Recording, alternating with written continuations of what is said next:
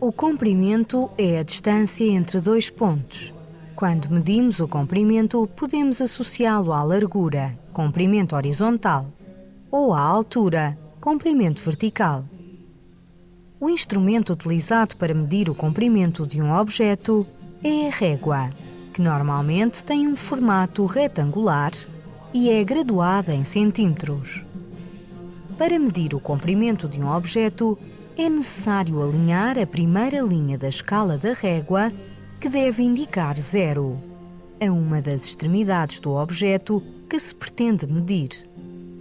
Depois, analisa-se a escala, e a linha da escala que estiver alinhada com a outra extremidade do objeto corresponde ao valor do comprimento do objeto. Para registar o valor correto do comprimento, deve-se registar o número que corresponde ao traço maior, neste caso, 3 cm.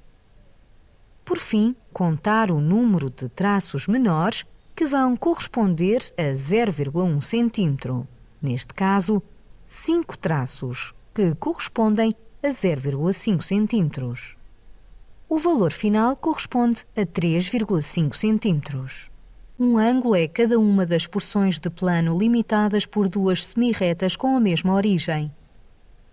Dizemos que os lados do ângulo são as semirretas OA e OB e que O é o vértice do ângulo. Quando falamos no ângulo AOB, referimos-nos ao ângulo côncavo e quando falamos no ângulo BOA, referimos-nos ao ângulo convexo. Quando as semirretas que limitam o ângulo são perpendiculares, o ângulo por elas formado diz-se um ângulo reto. Por outro lado, se a amplitude do ângulo for menor do que a de um ângulo reto, o ângulo diz-se agudo. E se a amplitude for maior do que a de um ângulo reto, o ângulo diz-se obtuso. Podemos ainda classificar um ângulo como raso quando os seus lados estão no prolongamento um do outro, ou como giro, quando nos referimos ao ângulo côncavo cujos dois lados são coincidentes. Observa atentamente o transferidor.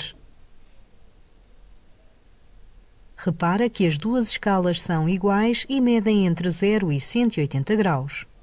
Para medir um ângulo, deves colocar o centro do transferidor coincidente com o vértice do ângulo. A linha 0 do transferidor deve coincidir com um dos lados do ângulo. A medida da amplitude do ângulo é a graduação que coincide com o outro lado do ângulo. Por exemplo, este ângulo tem uma amplitude de 75 graus.